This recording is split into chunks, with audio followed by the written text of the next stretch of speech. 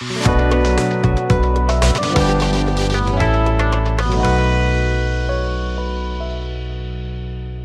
वालेकुम viewer, this is me Akeel Yusuf from AY property and builders. I hope आप सब खैरियत से होंगे। आज जो मेरे साथ शख्सियत बैठी है किसी तारीफ के मोहताज नहीं है। इनसे ऑलरेडी अगर आपने डिफरेंट चैनल्स के ऊपर आपने वीडियोस भी देखे होंगे और ये खुद भी जो प्रोजेक्ट बना रहे हैं बहरिया टाउन के अंदर, बहरिया स्काई एंड रेजिडेंशिया, तो उसके बारे में ये खुद भी अपडेट्स डालते रहते हैं। तो इंशाल्लाह आज हम इनसे जनरल डिस्कशन करेंगे। हारून हनीफ साहब जो कि CEO हैं ओजी डेवलपर्स के। ये हारून साहब कैसे हैं? अल्लाह का शुक्र है।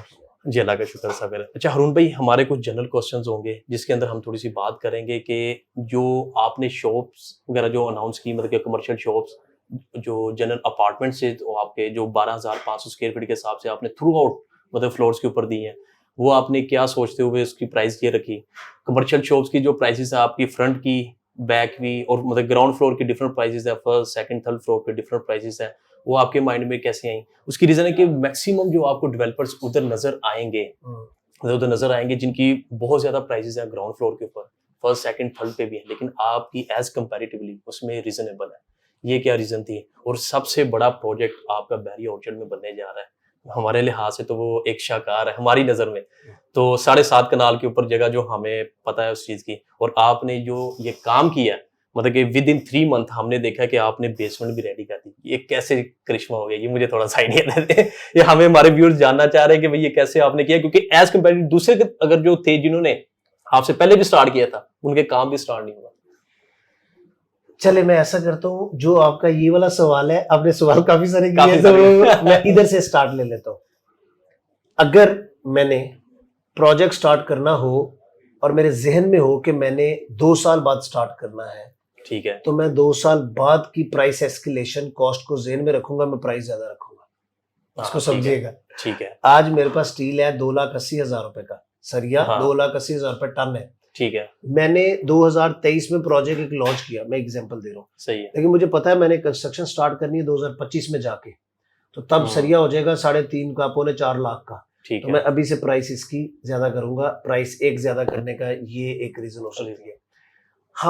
हम बड़ा नेक टू नेक बड़ी कैलकुलेटेड चल रहे हैं। जैसे आपको पता है हमारा पिछले 15 साल का एक्सपीरियंस ही कंस्ट्रक्शन की फील्ड में, यानी हम लोग रियल एस्टेट के यानी कि टर्न डेवलपर नहीं है, कंस्ट्रक्शन टर्न डेवलपर। अच्छा, कंस्ट्रक्शन के हम ये नहीं कि हम पहले प्रॉपर्टी डीलर थे या हम सेलें करते थे तो फिर हम डेवलपर बने।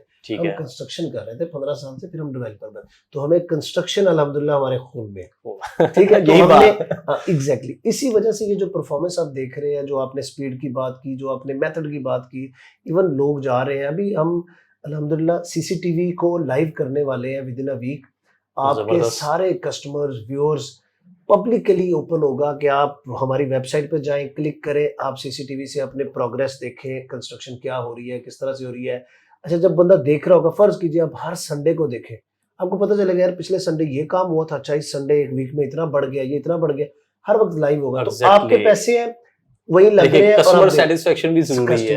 अदरवाइज दूसरा कस्टमर जो ओवरसीज बैठा है या जो यहाँ पे भी है, उनके पास क्या हाल है, हमें अनाउंस करना पड़ता है, आप लोग ये काम है, ये देखे जी क्या ये बात तो सही गई है। तो ये वजह। दूसरा जो आपने प्राइस की बात की, हमारा बड़ी कैलकुलेशन है। हमारा पूरा 4 साल का शेड्यूल बना हुआ है, हमें वीक वाइज है। इस वीक में हमने ये काम करना है, इसमें हमने ये करना है, इस वीक में हम राफ्ट डालेंगे, इसमें हम RCC बनाएंगे, इसमें हम कॉलम्स खड़े करेंगे, इसमें हम स्लैब डालेंगे। हमने अपनी बिल्डिंग को 3 जोन्स में डिवाइड किया है, हम उस जोन्स के मुताबिक कंस्ट्रक्शन कर रहे हैं। वो बोर्ड लगे हुए। मैंने भी जब आपका देखा था ना, काम स्टार्ट हुआ था, आपने 2.5 कनाल के ऊपर आपने जोन बना देते थे ABC के हिसाब से, और आपने मतलब कि हर महीने का एक टारगेट था कि 1 महीने के अंदर एक जोन रेडी हो जाएगा। ये जोन्स देखिए, ये ना डिफरेंट, अब ये टेक्निकल बातें हैं, शायद व्यूअर्स के लिए इतनी वो ना हो जरूरी। ये पीछे कई टीम्स होती हैं, कई डिफरेंट डिपार्टमेंट से जो काम कर रहे हैं, तो जोन्स बनाए। इस एक टीम इस जोन में काम करेगी, जब वो अगले में जाएगी ना, दूसरी इस पे आ जाएगी, वो उससे अगले में चली जाएगी, ये वाली आगे आ जाएगी, फिर एक इधर आ जाएगी। वो इस तरह एक सर्कल चलाना पड़ता है, तभी आप इतने बड़े प्रोजेक्ट को टाइमली डिलीवर कर सकते हैं। तो अब आ जाते हैं, आपने जो प्राइस की मैंने बात की, मेन प्राइस के ऊपर आती बात। सब हम बना रहे हैं 2023 में, अभी हमने लॉन्च किया, ठीक है। जनवरी में हमारी सेलिंग स्टार्ट हुई, वो भी एंड में। अभी हमारी कंस्ट्रक्शन उससे पहले की स्टार्ट है। हाँ जी, ये बात साथ साथ हम कंस्ट्रक्शन कर रहे हैं। हमने नहीं सोच रहे कि हमें 350 लाख पे भी चला जाएगा स्टील जब हम स्टार्ट करेंगे। सही है। हमें जिस प्राइस पे लॉन्च किया उस प्राइस पे प्राइसेस है, हम चल रहे हैं उस पे, तो इसलिए हमें जरूरत नहीं थी कि एक्स्ट्रा ऑर्डिनरी प्राइसेस रखने की, क्योंकि हमें पता है हम अभी आ रहे हैं, हम ये भी एक्सपेंस कर रहे हैं, हम इसी प्राइस में इसको क्लोज करेंगे। तो ये बाकी प्राइस इंक्रीज हो रहा है और वो भी वजह वही है, इसको समझिएगा। हमने ये प्राइस रखी, अब हम प्राइस इंक्रीज कर देंगे। एस्केलेशन की वजह से ही होती है, मतलब विद इन हमारी 2 मंथ कब तक हमारा प्रोजेक्ट जब महंगा होता है ना, कंस्ट्रक्शन महंगी होती है, एस्केलेशन होती है, तो हम तो अगले जो यूनिट बिकने होते हैं उनकी प्राइस इंक्रीज करते हैं। सही इसको ठीक है। जिन्होंने पहले ही प्राइस, जैसे आप बात करते हैं, मैं सिर्फ एग्जांपल दे रहा हूँ, मैं समझ रही हूँ। अगर ये प्राइस है तो जब वो महंगाई होगी तो फिर ये इस प्राइस ये प्राइसेस के ऊपर आ जाएंगे, वो फिर बहुत ज्यादा इन चीजों का क्लाइंट्स को भी, जो हमारे कस्टमर्स हैं उनको भी इन चीजों का अवेयरनेस होती है कि भाई ये प्राइसेस मतलब कि हर 2-4 माह बाद 6 माह इंक्रीज करनी पड़ती है। ये डेवलपर्स की मजबूरी भी होती है, क्योंकि रेट डे बाय डे बढ़ रहा है तो ऑटोमेटिकली प्राइसेस भी इंक्रीज होंगी। अच्छा, एक छोटा सा क्वेश्चन मैंने वो पूछना था आपसे कि ये मार्च 2022 में ये पहले लॉन्च हुआ, ठीक है, उसके बाद एकदम से खामोशी, ठीक है, खामोशी होने के बाद एकदम से आपने कहा कि भाई हमने प्रोजेक्ट स्टार्ट ही डिलीवर करने के बाद, मतलब कि जनवरी के मंथ, मतलब 2023 जनवरी में आपने फिर स्टार्ट किया, और तब मतलब कि आपने जो लॉन्चिंग डेट दी वो आपने प्रॉपर्ली इस डेट को दी 2023 की, आपने इसको स्किप कर दिया चीज के ऊपर कि सर हमने किया लेकिन फिर बाद में ये, क्योंकि काफी डेवलपर्स इसके अलावा जैसे आपका था उसके साथ और भी 3-4 डेवलपर्स हैं साथ में आपके, आपको भी पता होगा, उन्होंने आपसे पहले किया था लेकिन उन्होंने अभी तक फिर भी शुरू नहीं किया।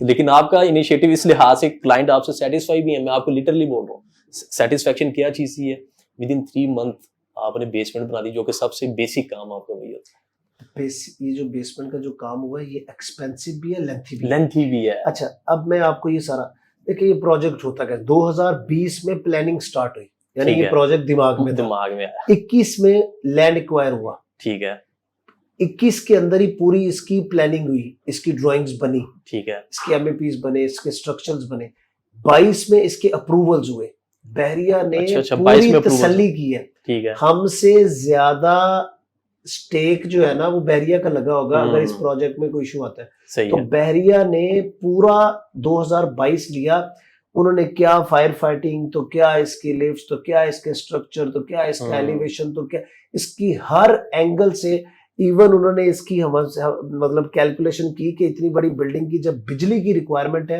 वो कैसे पूरी होगी, कितनी होगी। सही कह रहे हैं, ऐसे ही। ठीक है, उन्होंने ये चेक किया इतनी बड़ी बिल्डिंग में जब अकोमोडेशन आएगी, इसका जो वेस्टेज है, जो ड्रेन है, बारिश में पानी कहाँ जाएगा। फिर उन्होंने हमसे टैक्स में आग लगने की सूरत में खुदा ना खास्ता इमरजेंसी एग्जिट्स क्या होंगे, नीचे फायर फाइटिंग सिस्टम क्या लगाया है, एक्स्ट्रा पानी की स्टोरेज क्या है, अगर पीछे से फायर ब्रिगेड्स आती हैं तो उसको किस तरह से सपोर्ट में। तो ये सारा कुछ 2022 में ही हुआ। तो जो आपने 28 मार्च 2022 में हमने इसको इवेंट किया था, इसको लोगों को बताया था कि ये प्रोजेक्ट आ रहा है, जी जी, ठीक है। तो तब हमने इसको, लेकिन हमारा डे 1 से प्लान ये था कि हम पहले कंस्ट्रक्शन स्टार्ट करेंगे, सारा अपने आप क्लियर करेंगे, फिर हम इसको सेलिंग करेंगे। तो वो बीच में जो अप्रूवल है ना वो थोड़ा सा टाइम ले गया, ठीक है, बहरिया ने अपना टाइम लिया, बहुत अच्छी बात है। वो हमें अप्रूवल मिला दिसंबर में। अच्छा, दिसंबर 2022 में। अच्छा, मतलब इतना टाइम दे लिया उन्होंने। दिसंबर 2022 में 17 तारीख को हमें अप्रूवल मिला, 19 तारीख को हमने वहां पे काम स्टार्ट कर दिया।